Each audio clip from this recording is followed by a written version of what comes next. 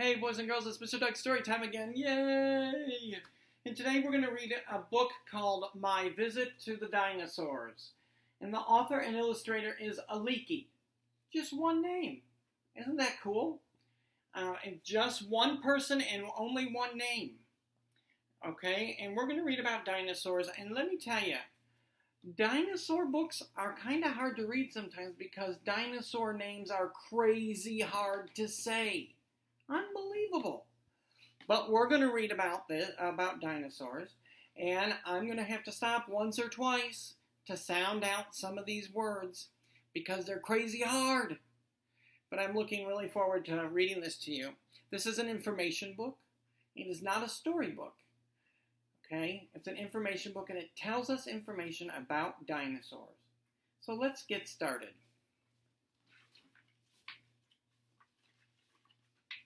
My visit to the dinosaurs. Yesterday, I went to see the dinosaurs. I went with my father and my little sister, and we walked down a hall, turned a corner, and there they were. Skeletons. Real dinosaur skeletons. They were standing in a room bigger than a house. One skeleton was almost as long as the room. It looked scary. My father told my sister and me not to be afraid. Dinosaurs lived millions of years ago. No dinosaurs are alive today. All right, so it looks like they went to a museum and they went down a hall and they turned a corner and there were all the dinosaur fossils and dinosaur bones. Wow. I took a picture of the long dinosaur, Apatosaurus. Then I went over and looked closer. The skeleton was wired together. Heavy rods held it up. I could see that some of the bones were not real. They were made of plaster. What a job it must have been to put this huge puzzle together. How could anyone know where all the pieces fit? So this dinosaur is called an Apatosaurus. It is very long. We'll read a little bit more about the Apatosaurus in a minute. When dinosaurs died, they were covered with sand and mud. They were buried for millions of years. The sand and mud turned into rock, and the dinosaur bones became fossils. In 1822, the first dinosaur fossil was found. That was a long time ago. It was found by accident. After that, many diggers went looking for fossils. They dug in the rocky earth. It is hard work to take fossils from the ground.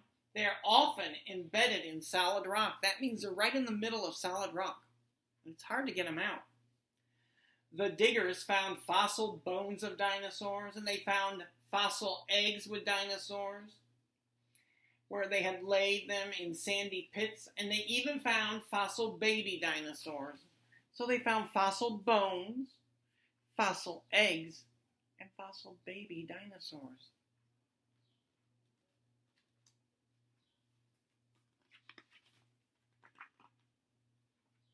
So, and let me just tell you, this is how the fossils were made. When dinosaurs died, they were covered with sand and mud. And they were buried for millions of years. The sand and mud turned into rock, and the dinosaur bones became fossils. Okay, so that's how that happened. Here we go. Paleontologists studied the fossils carefully. A paleontologist is a scientist who studies animals and plants of the past. That means that don't live anymore.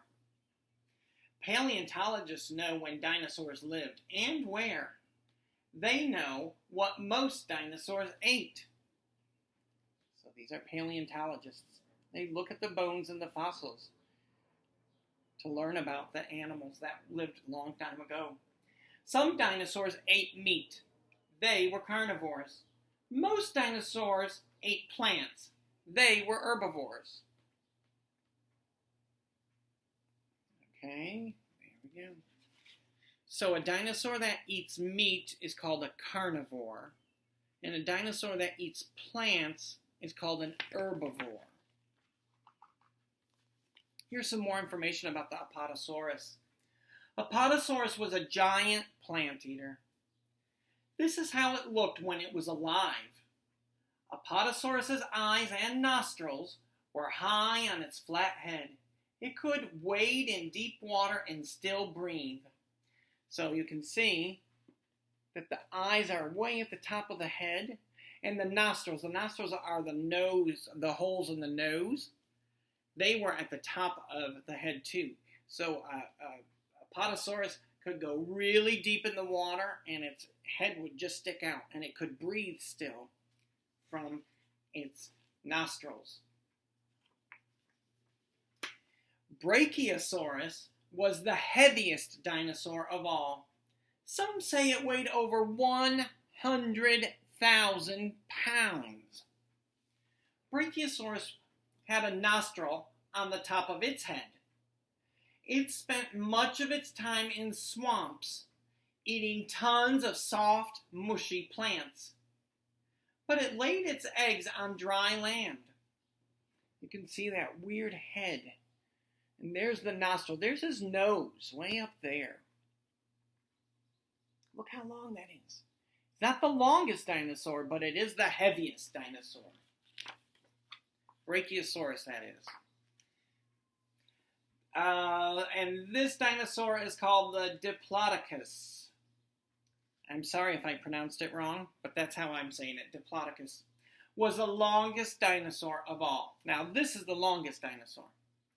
It was 90 feet long from its tiny head to the tip of its tail. It had a little mouth and just a few teeth. Diplodocus had to eat almost without stopping in order to fill its huge body. Wow, he must have had such a huge stomach. He had to always eat, never stopped eating. That is the longest dinosaur. The iguanodon was a smaller plant eater. It walked mostly on two legs. It had spiked thumbs and a powerful tail to swat its enemies. Iguanodon had hundreds of flat teeth. When one tooth wore out, another grew in its place. And we know that flat teeth are plant eaters. Okay, so they're herbivores if they have flat teeth. Okay, and when one of the teeth wore out, it was replaced with another one.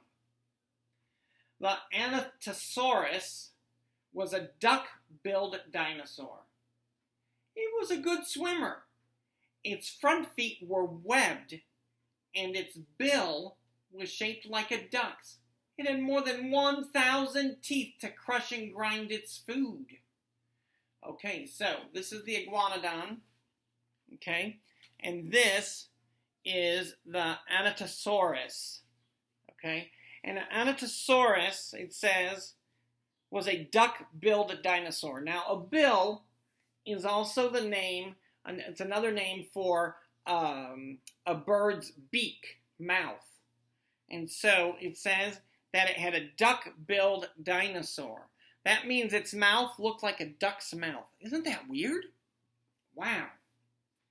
Okay, and its front feet were webbed, and that means there was skin that went from here to here to here to here.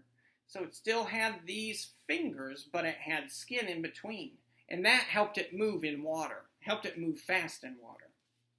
So that is the Anatosaurus. The Allosaurus was a meat eater. Meat-eating dinosaurs were fast, fierce hunters. Allosaurus ran on two strong legs. It had dangerous claws and long, pointed teeth. It ate any dinosaur it could find. It was not even afraid to attack a dinosaur that is twice its size. That kind of looks like a Tyrannosaurus Rex, but this is called the Allosaurus. Okay. Had two strong legs. That's these legs right there. And it was a meat eater, so Can you see its teeth? Those teeth are not flat. Those are jagged teeth. Those are sharp teeth and pointy teeth. That was used to eat meat, eat other animals. My father and my sister and I went to another hall in the museum and looked at some more skeletons. There were so many to see that we had to hurry. So then they went to another room. Look at all those more dinosaurs. The next two dinosaurs, I have a hard time pronouncing their names. I'm just going to warn you. And I'm going to work at saying it properly.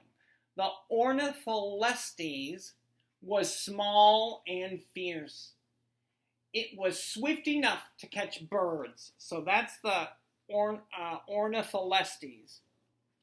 Then the Ornithomimus, the Ornithomimus had no teeth at all. No teeth.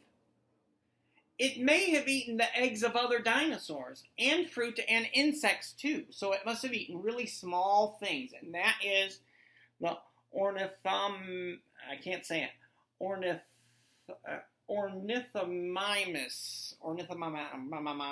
See, I can't say it.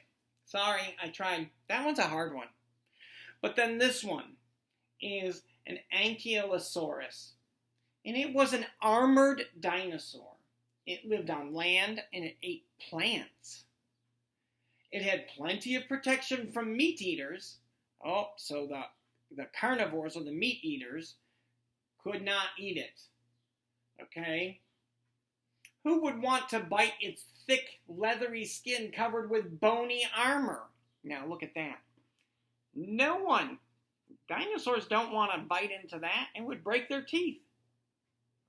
Very hard. Hard back. We saw a Stegosaurus, a plated dinosaur. It had big, bony plates down its back and a dangerous spiked tail. Its brain was the size of a walnut. Would you look at this? That is a Stegosaurus. It had all of these, what do they call them? Bony plates down its back and a dangerous spiked tail. If they swung that tail at other animals, that could really hurt them or kill them. Okay? And look how small the head is. That is tiny. Even these plates, even these spikes are bigger than that head. And the brain, which is in the head, was as big as a walnut. This big. That is not a very big brain. Huh. We also saw a horned dinosaur too, the Monoclonius. The Monoclonius had one horn on its nose, and the Styracosaurus had a horn on its nose and a collar of spikes around its neck. There's the horn on its nose, but it has all those spikes on its neck.